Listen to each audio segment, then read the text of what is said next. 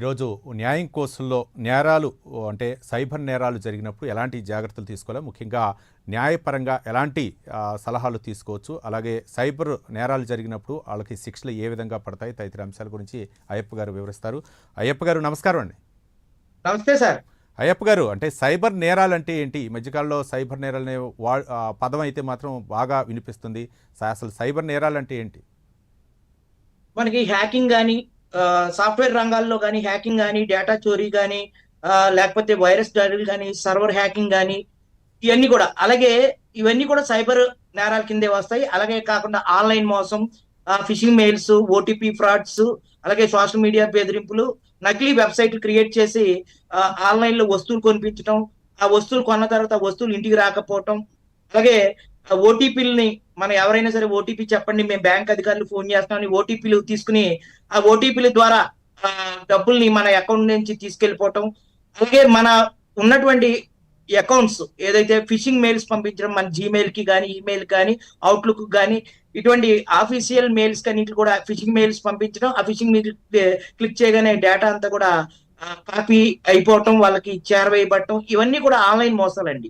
ఇటువంటి మోసాలకి మనకి ఇండియన్ భారతదేశంలో అనేక చట్టాలు ఉన్నాయి. శాస్త్ర సాంకేతిక విజ్ఞాన చట్టం ఐటీ యాక్ట్ సెక్షన్ 43, 65, 65B, 66 ఈ సెక్షన్ల కింద కేసులు నమోదు చేసేటువంటి అవకాశం ఉందండి. అయ్యప్ప గారు, అంటే సైబర్ నేరాలు జరిగినప్పుడు అంటే ముందు ఎవరిని కాంటాక్ట్ అవ్వాలా? ఒక పక్క సైబర్ క్రైమ్ పోలీసులను కాంటాక్ట్ అవ్వాలా, లేకపోతే మామూలుగా పోలీస్ స్టేషన్లోనే కంప్లైంట్ ఇవ్వచ్చా? ఏ విధంగా? అంటే చాలామంది కూడా దీని మీద అవగాహన లేకపోవటం వల్ల కొంచెం అంటే బయటికి రాలేకపోతున్నారు. అయ్యప్ప గారు, 1930 అని ఒక సైబర్ క్రైమ్ సంబంధించినటువంటి ఒక నెంబర్ అయితే ఉందండి. ఆ నెంబర్ కి కాల్ చేయొచ్చు, సైబర్ క్రైమ్ కి సంబంధించినటువంటి వెబ్సైట్ లో ఫిర్యాదు చేయొచ్చు, లేకపోతే మన లోకల్ పోలీస్ స్టేషన్ లో మనం ఫిర్యాదు చేసినా వాళ్ళు సైబర్ డిపార్ట్మెంట్ కి వాళ్ళు ఫార్వర్డ్ చేస్తారు. 1930 చేయొచ్చు. సైబర్ క్రైమ్ కి సంబంధించిన వెబ్సైట్ లో కూడా కంప్లైంట్ నమోదు చేయొచ్చు. అలాగే సైబర్ పోలీస్ స్టేషన్ ఉన్నాయండి. సైబరాబాద్ లో కూడా సైబర్ నేరాలకు సంబంధించినటువంటి పోలీస్ స్టేషన్లు ఉన్నాయి. అక్కడికి కూడా వెళ్ళి మనకి ఏ రకమైనటువంటి అన్యాయం జరిగిందో దానికి కూడా చెప్పొచ్చు. అలాగే నార్మల్ పోలీస్ స్టేషన్ కూడా వెళ్ళి సైబర్ నేరాలను కూడా మనం ఫిర్యాదు చేయొచ్చు.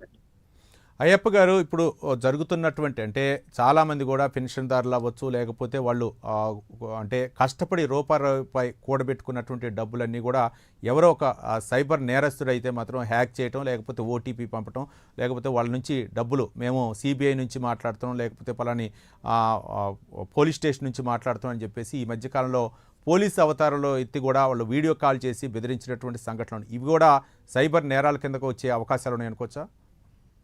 ఖచ్చితంగా అండి. సైబర్ నేరాల్లో సెక్షన్ 65, 67, 66 అనేది ఇవన్నీ కూడా అది సైబర్ నేరాల కిందే వస్తాయండి. ఎవరైనా సరే మేము ఆన్లైన్ పోలీస్ స్టేషన్ నుంచి ఫోన్ చేసామని ఆ సెటప్ అంతా కూడా పోలీసు ఎలా ఉంటుందంటే ఆ స్టైల్లోనే ఉంటుందండి. మన పోలీసులు బయట ఎలా అయితే ఉంటుందో పోలీస్ స్టేషన్ వాతావరణం, అక్కడ క్రైమ్ రికార్డు మెయింటైన్ చేయడం, ఒక స్టేషన్ సెల్ ఉండటం, అలాగే గ్రీన్ మ్యాట్ మీద కూడా అవి క్రియేట్ చేస్తారండి. గ్రీన్ మ్యాట్ మీద వెనకాల పోలీస్ స్టేషన్ ఉన్నట్టు, అక్కడ కొంతమంది పోలీసులు వర్క్ చేస్తున్నట్టు, కొంతమందిని లాకప్ లో పెట్టినట్టు, కొంతమందిని ఇంట్రాగేషన్ చేస్తున్నట్టు, కొంతమందికి చేతికి బేడీలు వేసి అక్కడ ఒక పోలీస్ స్టేషన్ అట్మాస్ఫియర్ ఎలా ఉంటుందో దానికంటే కూడా ఎక్కువ మొత్తంలో అసలు నమ్మితే పోలీస్ స్టేషనే, వాళ్ళు డ్రెస్ కోడ్ కానీ, వాళ్ళు ఉన్నటువంటి మెయింటైన్ చేసేటువంటి ఆఫీసులు కానీ అంతలా ఉంటాయి. వాళ్ళు ఆన్లైన్ లో ఫోన్ చేసి మీ మీద కేసు వచ్చింది, మీ మీద పలానా నేరం కింద మీరు సోషల్ మీడియాలో పోస్ట్ పెట్టారనో, లేకపోతే ఏదో ఒకటి మన డీటెయిల్స్ కొన్నైనా తెలుసుకుంటారు. వాళ్ళు తెలుసుకుని ఆ డీటెయిల్స్ అన్ని కూడా మనకి ఎక్స్ప్లెయిన్ చేసి మీ మీద ఈ కేసులు ఉన్నాయని చెప్పి. ఇటీవల కాలంలో స్కూల్ టీచర్లు, డాక్టర్లు, అనేక ఇంజనీర్లు కూడా ఈ సైబర్ నేరగాల వల్ల మోసపోయినటువంటి సంఘటనలు మనం చూస్తూనే ఉన్నాం. వెంటనే మనం ఏం చేయాలంటే సైబర్ క్రైమ్ నుంచి మీకు ఎవరైనా ఫోన్ నుంచి చేస్తే దాన్ని డిజిటల్ అరెస్టులు అంటారు. డిజిటల్ అరెస్టులు అనేవి ఫోన్ లోనే అరెస్ట్ చేస్తున్నాం, మీరు హౌస్ నుంచి ఎక్కడికి కదలకూడదు, మా ఇంట్రాగేషన్ పూర్తి చేసే వరకు కూడా మీ బ్యాంక్ అకౌంట్ అన్ని కూడా మేము లాక్ చేస్తున్నాం, మేము సీజ్ చేస్తున్నాం, మీ ప్రాపర్టీస్ అన్ని కూడా సీజ్ చేస్తున్నాం, లేదంటే మిమ్మల్ని తక్షణమే అరెస్ట్ చేసి నాన్ బెయిలబుల్ కింద అరెస్ట్ చేస్తాం, తర్వాత బెయిల్ కూడా రాదు, మేము ఇచ్చిన వాటికి సమాధానాలు మీకు చెప్పాలి, చెప్పకపోతే మీ మీద తదుపరి చర్యలు ఉంటాయని ఇట్లా చెప్తూ ఉంటారు. ఆ నెంబర్లు కూడా దేశాల్లో ఉండేటువంటి ప్రూఫ్స్ ఇచ్చి ఇక్కడ తీసుకుంటారండి. వాళ్ళు అన్ని కూడా ఆన్లైన్ యాప్స్ ద్వారా కాల్ చేస్తారు. అది బిట్ కాయిన్ అనే ఒక అకౌంట్ ఉంటే బిట్ కాయిన్ అకౌంట్ ద్వారా అది కొన్ని బెట్టింగ్ యాప్స్ కానీ వీటిలో ఇన్వెస్ట్మెంట్ కింద పెట్టినట్టు పెట్టి మళ్ళీ వాటి నుంచి డబ్బులు డ్రా చేస్తూ ఉంటారు.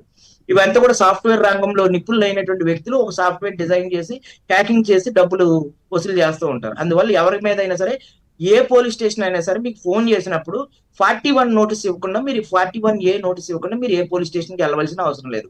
ఒకవేళ మీకు ఒకవేళ అనుమానం కలిగింది అనుకోండి, వాళ్ళ పోలీసులు కాదని 112 112కి డయల్ చేసి, సార్ నాకు ఇలాగా నా నెంబర్ నుంచి నాకు కాల్ వచ్చింది, నన్ను ఇలా పోలీసులు ఇన్వెస్టిగేషన్ అని ఆన్లైన్ లో విచారణ చేస్తా అంటున్నారు, నాకు దీని మీద నాకు అనుమానం ఉందని చెప్పి మీరు 112కి నెంబర్ కాల్ చేసి ఇమీడియట్ గా వాళ్ళు కంప్లైంట్ ఇవ్వాలి.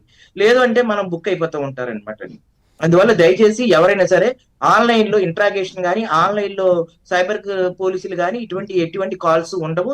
ఏదైనా సరే మీకు సంబంధించినటువంటి పోలీసులు కనుక ఎవరినైనా అరెస్ట్ చేయాలనుకుంటే అరెస్ట్ కు సంబంధించినటువంటి విషయాలు కూడా మీకు తెలియజేసి సిఆర్పిసి ప్రొవిజన్స్ ఫాలో అయ్యి అరెస్ట్ కు సంబంధించినటువంటి 50A ఏదైతే రూల్ ఉందో అరెస్ట్ కు ముందస్తుగా వాళ్ళ కుటుంబ సభ్యులకు తెలియచేయటం, వాళ్ళకి అరెస్ట్ నోటీస్ వాళ్ళకి ఇవ్వటం, ఇవన్నీ చేసిన తర్వాత అది నాన్ బెయిలబుల్ కేసుల్లో అరెస్ట్ చేస్తారు. బెయిలబుల్ కేసులు అయితే కోర్టు ఇచ్చినటువంటి ఉత్తర్వుల ప్రకారం స్టేషన్ వారు 41A అనేది ఒక నోటీస్ ఇచ్చి, పలానా కేసులో మీ మీద ఈ అభియోగాలు నమోదయ్యాయి, ఈ అభియోగాల రీత్యా మీ మీద చట్టపరమైనటువంటి చర్యలు తీసుకోవడానికి పలానా ఎఫ్ఐఆర్ నమోదైందని ఆ సెక్షన్లతో పాటు ఒక నోటీస్ ఇవ్వడం జరుగుతుంది. దాన్ని 41A అంటారు.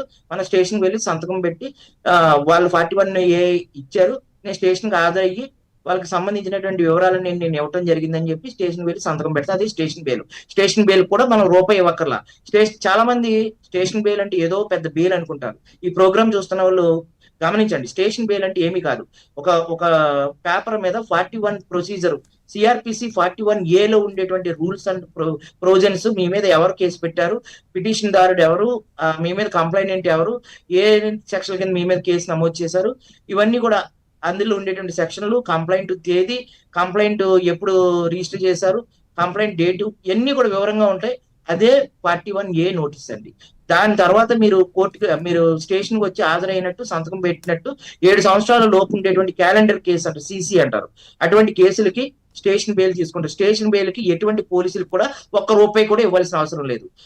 స్టేషన్ కి ఇచ్చేటువంటి ఖర్చులు కూడా ప్రభుత్వమే పెట్టుకుంటుందండి. ఎందుకంటే ఆ పేపర్ ఖర్చు ఇవన్నీ కూడా.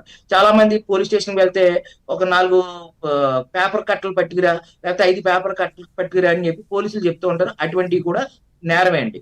ఏ పోలీసు వారైనా సరే మిమ్మల్ని పోలీస్ స్టేషన్ ఫోన్ లో ఇంట్రాగేషన్ చేయరు.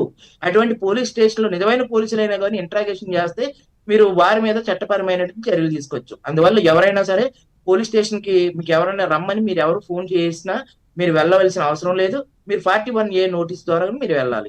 ఎక్కువ మొత్తంలో పోలీసులు కూడా సైబర్ నేరాలకు పాల్పడుతున్నారు కాబట్టి పోలీసులు వాళ్ళ అధికార వినియోగం పాల్పడుతూ మన కాల్ డేటా కూడా చెప్తున్నారు. CDR ఫైలు ఒక పోలీసు ఎస్ఐ గారు సైబర్ నేరస్తులతో చేతులు కలిపి CDR అంటే కాల్ డేటా రికార్డింగ్స్ అన్ని కూడా వాళ్ళు ఎప్పుడెప్పుడు ఎవరితో మాట్లాడారు, ఏం చేశారని చెప్పి సైబర్ నేరస్తులకి ఇవ్వటం మీద సైబర్ నేరగాళ్ళు అందరూ కూడా వాళ్ళ వివరాలు, ఓకే నిన్న ఈ సమయంలో నువ్వు పలానోడికి ఫోన్ చేసావు, నిజమా కాదా, ఇన్ని గంటలు మాట్లాడావు, పలానా వ్యక్తితో మాట్లాడావు, అతను పలానా వ్యక్తి ఇక్కడ ఉంటాడు, నువ్వు నిన్న మాట్లాడావు, నిన్న మధ్యాహ్నం వీళ్ళతో మాట్లాడావు, మొన్న వాళ్ళతో మాట్లాడావు, ఇట్లా మనకు డేటా సంబంధించిన అన్ని చెప్పేస్తారు.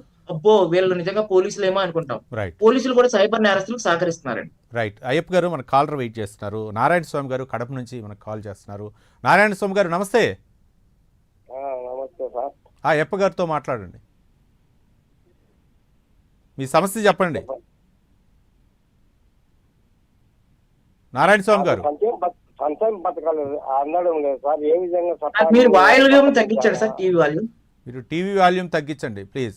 సంక్షేమ పథకాలు అందకపోతే మీకు ఎక్కడైతే గవర్నమెంట్ ఆఫీస్ ఉంటుందో ఎంఆర్ఓ ఆఫీస్ కానీ అక్కడ ఫిర్యాదు చేయండి. ఇది ఓన్లీ న్యాయ సహాయం. ఎంఆర్ఓ ఆఫీసు, సచివాలయం అన్ని పోయినాము, ఏవి అసలు కనీసము వాళ్ళు కలకడం. మీరు అర్హులయ్యుండి మీకు ప్రభుత్వ సంక్షేమ పథకాలు మీకు రాకపోతే ఆ నిర్లక్ష్యం అయ్యప్ప గారు చెప్తున్నారు వినండి. మీ పథకాలు మీరు ఏదైనా ఒక ఎంఆర్ఓ గాని ఎండిఓ గారు కానీ పెన్షన్ రీత్యా కానీ ఏదైనా మీకు సంబంధించినటువంటి ప్రభుత్వం నుంచి సంక్షేమ పథకాలు మీరు అమలు చేయకపోతే వాళ్ళు నెగ్లిజెన్సీ ఆఫ్ డ్యూటీ కింద వాళ్ళ మీద కూడా మీరు చట్టపరమైనటువంటి చర్యలు తీసుకునేటువంటి అవకాశం న్యాయ వ్యవస్థలో ఉందండి.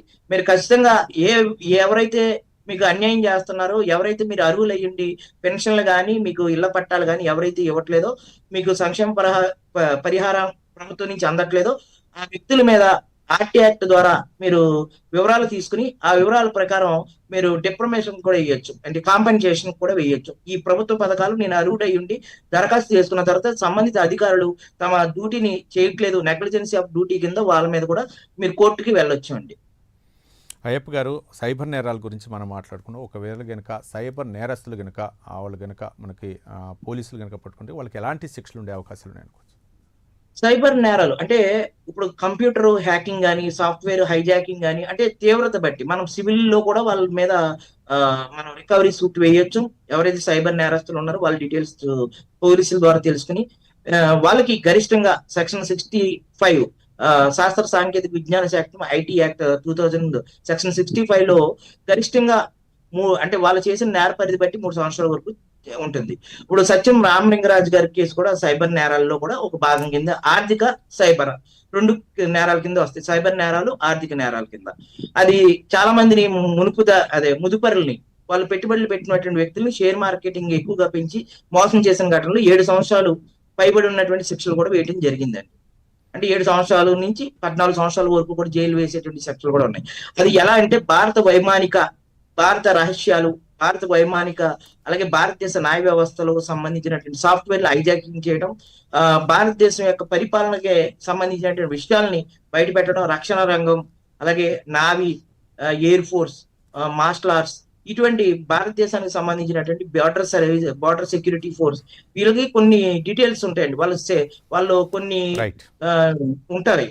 ఇప్పుడు అలాగే మొన్న పేపర్ కూడా తీసుకెళ్లిపోయారు, మెడికల్ పేపర్స్. రైట్. అయ్యప్ప గారు, మనకి కాలర్ వెయిట్ చేస్తున్నారు, రామ్ కుమార్ గారు మహబూబాబాద్ నుంచి. రామ్ కుమార్ గారు నమస్తే. Hello hello hello Ram Kumar గారు, అయ్యప్ప గారితో మాట్లాడండి, మీ సమస్య ఏంటో చెప్పండి. సార్, ఇది మా నాన్న పేరు మీద అన్నోన్ పర్సన్ వచ్చేసి ఇన్సూరెన్స్ అవి కట్టి నామినీ వాళ్ళ పేరు పెట్టుకున్నాడు సార్. అయితే మధ్యలో వచ్చేసి మా నాన్నకి హెల్త్ బాగాలేదు అని చెప్పి నేను ఇన్సూరెన్స్ కడదామని పోయాను. ఒకసారి చెక్ చేపిస్తే మీ నాన్న పేరు మీద అమౌంట్ కట్టే ఉన్నది అని చెప్పారు సార్. వాళ్ళు వచ్చేసి ల్యాబ్స్ చేసిర్రు. అయితే నేను శ్రీరామ్ ఫైనాన్స్ వాళ్ళకి ఇంటిమేషన్ ఇచ్చాను.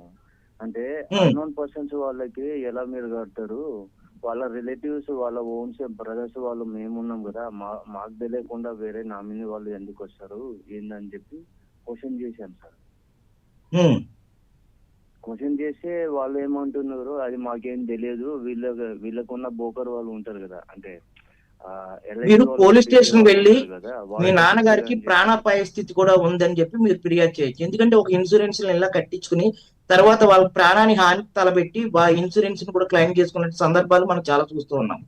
అందువల్ల మీరు రక్షణ కోసం ఇమీడియట్ గా మీరు పోలీస్ స్టేషన్ వెళ్ళి ఆ లోన్ కి సంబంధించి, ఇన్సూరెన్స్ సంబంధించినటువంటి డీటెయిల్స్ ఎవరు చేశారో వాళ్ళ మీద, ఇలా మా తండ్రి గారి యొక్క మా ప్రమేయం లేకుండా మా మీద ఇలా ఇన్సూరెన్స్ చేశారు, మమ్మల్ని చంపడానికి ప్రయత్నం చేస్తున్నారు, మాకు ప్రాణహాని ఉన్నదని చెప్పి మీరు ఇమీడియట్ గా పోలీస్ స్టేషన్ కి కంప్లైంట్ ఇవ్వండి. పోలీస్ వారు కనుక మీ కేసుని నమోదు చేయకపోతే మ్యాజిస్ట్రేట్ కోర్టు ద్వారా మీరు ఎస్పీ గారి దగ్గరికి కూడా మీరు రిజిస్టర్ పోస్టులు చేసి ఆ అక్నాలజ్మెంట్లు అన్ని పెట్టుకుని, ఆధారాలు అన్ని పెట్టుకుని మ్యాజిస్ట్రేట్ కోర్టు ద్వారా ప్రైవేట్ కేసు కూడా మీరు ఫైల్ చేసుకోవచ్చు అండి. అలాగే దీని మీద డిఫర్మేషన్ వేసుకోవచ్చు, అలాగే పరువు నష్టం వేసుకోవచ్చు. డిఫర్మేషన్ అంటే మీ ప్రమేయం లేకుండా మీరు చేశారు కాబట్టి, అలాగే వాళ్ళ మీద రికవరీ సూట్ కూడా వేసుకోవచ్చు.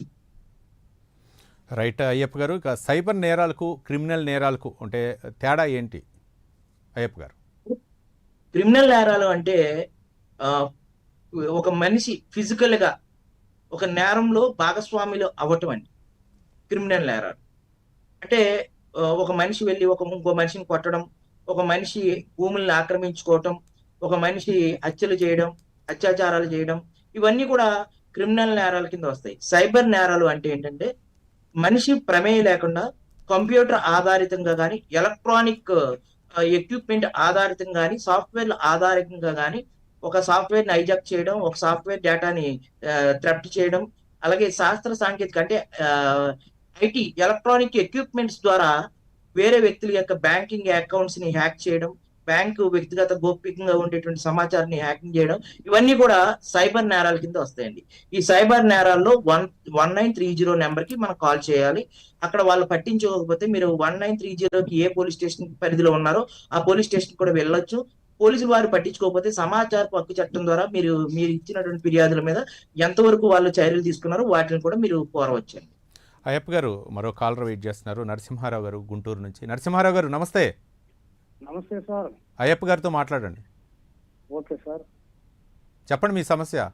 సార్ అది అన్నదాత నమస్తే నరసింహారావు గారు, చెప్పండి సార్. గత 2 సంవత్సరాల నుంచి రావట్లేదు సార్. ఇది ఏంటండి? అన్నదాత సుఖీభవ. ఉమ్. అన్నదాత సుఖీభవ మీకు రావట్లేదు అంటున్నారు. మీ పొలానికి సంబంధించినటువంటి అన్ని రకాల డాక్యుమెంట్స్ 1B కానీ అడంగుల్లో కానీ మీ పేరు మీద ఉంది, దాన్ని ఆన్లైన్ చేశారు, మీ అకౌంట్ నెంబర్ ప్రాపర్ గా అగ్రికల్చర్ అసిస్టెంట్లకి ఇచ్చారా లేదా, ఇవన్నీ కూడా మీరు వెరిఫై చేసుకోండి. ఫస్ట్ మీరు వెరిఫై చేసుకుని మీకు అన్ని కరెక్ట్ గా ఉన్నప్పుడు మీకు రాకపోతే ఎంఆర్ఓ కార్యాలయానికి వెళ్ళి మీరు కంప్లైంట్ చేయండి. ఇలా పలానా నేను అర్హతలు కలిగి ఉన్నాను, నా అకౌంట్ నెంబర్ ఇచ్చాను, అన్ని కరెక్ట్ గా ఉన్నప్పటికీ కూడా రాలేదు అని. ఒకవేళ మీ అకౌంట్ తప్పు అవ్వచ్చు, ఒకవేళ మీకు సంబంధించినటువంటి లింక్ అయినటువంటి వేరే అకౌంట్ లో కూడా మీకు డబ్బులు పడవచ్చు. మీకు మీ అకౌంట్ మీద ఏదైతే మీ ఆధార్ కార్డు మీద ఎన్ని బ్యాంక్ అకౌంట్లు ఉన్నాయో ఒకసారి వెరిఫై చేయించుకోండి. అది కోఆపరేటివ్ సొసైటీలకు సంబంధించినటువంటి బ్యాంక్ అకౌంట్ లో పడవచ్చు, ఇతర వేరే అకౌంట్ లో కూడా పడవచ్చు. ఏ అకౌంట్ అనేది మీకు తెలియకుండా మీకు పొలం ఉన్నది కాబట్టి కోఆపరేటివ్ సొసైటీ వారు ఒక అకౌంట్ ఓపెన్ చేస్తారు. డిసిసిబి బ్యాంక్ అనేది ఒకటి ఉంటుందండి, డిస్ట్రిక్ట్ సెంట్రల్ కోఆపరేటివ్ బ్యాంక్స్ అని మీకు మండల స్థాయిలో ఉంటాయి. ఆ బ్యాంక్ వెళ్ళి మీ ఆధార్ కార్డు పట్టుకుని వెళ్తే మీ ఆధార్ కార్డు మీద ఏదైనా వేరే అకౌంట్లు ఓపెన్ అయ్యా లేదని వెరిఫై చేయండి. ఆ వెరిఫై చేసి అందులో మీకు పడవచ్చు. ఎక్కువ డిసిసిబి బ్యాంకుల్లోనే పడుతున్నాయండి వ్యవసాయానికి సంబంధించి. రైట్ అయ్యప్ప గారు, సైబర్ నేరాలకు సంబంధించి ఏమన్నా ప్రత్యేకమైనటువంటి న్యాయస్థానాలు ఉంటాయా అని? సైబర్ నేరాలు అనేవి ప్రత్యేకమైన న్యాయస్థానాలు కాదు కానివ్వండి, సైబర్ నేరాలన్నిటికీ కూడా శాస్త్ర సాంకేతిక విజ్ఞాన చట్టం ఐటీ యాక్ట్ లో ఉండేటువంటి నార్మల్ సెక్షన్స్ ప్రకారం పెడతారు. అన్ని కోర్టుల్లో కూడా సైబర్ నేరాలకు సంబంధించినట్టు విచారణ అనేది జరుగుతుందండి నార్మల్ గా కోర్టులో. అందులో మనం సివిల్ సూట్లు కూడా మనం ఫైల్ చేసుకోవచ్చు సైబర్ నేరాలకు సంబంధించినటువంటి విషయాలు. అయ్యప్ప గారు, మీరు ఇంతకు ముందు కూడా చెప్పారు, చాలామంది కూడా రిటైర్డ్ అయినటువంటి ఉపాధ్యాయులు చదువుకున్న వాళ్ళే సైబర్ మోసాలకి గురవుతున్నారు అని చెప్పేసి ఇంతకుముందు కూడా చెప్పుకున్నాం.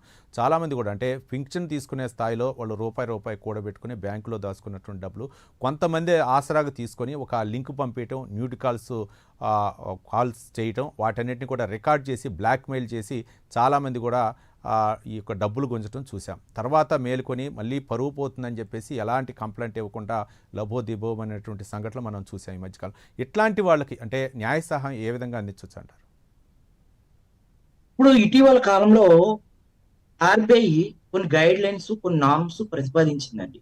రిజర్వ్ బ్యాంక్ ఆఫ్ ఇండియా ఏదైనా ఒక బ్యాంకు సాఫ్ట్వేర్ ని హ్యాకింగ్ చేసినప్పుడు ఆ పూర్తి బాధ్యత కూడా ఆ బ్యాంక్ వారికి కూడా ఉంటుంది. వారి అకౌంట్లో డేటా అనేది చోరీకి గురి అవటం అనేది, వాళ్ళ డీటెయిల్స్ షేర్ చేసినప్పటికీ కూడా మరింత భద్రతమైనటువంటి విషయాలు, వాళ్ళకి ఫోన్ కాల్ రావటం, వాళ్ళకు సంబంధించినటువంటి ఓటీపీలు షేర్ చేసినప్పటికీ కూడా గేట్వేలో కొంత 50,000 కంటే ఎక్కువ ట్రాన్సాక్షన్ జరిగినప్పుడు గేట్వేలో దాన్ని ఆఫ్ చేయటం, ఇటువంటివన్నీ కూడా ఆర్బీఐ మరింత ప్రతిష్టాత్మకంగా కొన్ని విషయాలు తీసుకుంది. ఇప్పుడు ఏదైతే మీరు చెప్పారు నార్మల్ గా సెషన్ కోర్టులు అనేవి ఒకటి ఉంటాయండి. అంటే కోట్ల రూపాయలు ఆర్థిక నేరాలకు పాల్పడి అనేక మంది పేద ప్రజలను ఇబ్బందులు పెడుతూ ఉంటే సైబర్ సెక్యూరిటీ టీం అనేది ఒకటి ఉంటుంది.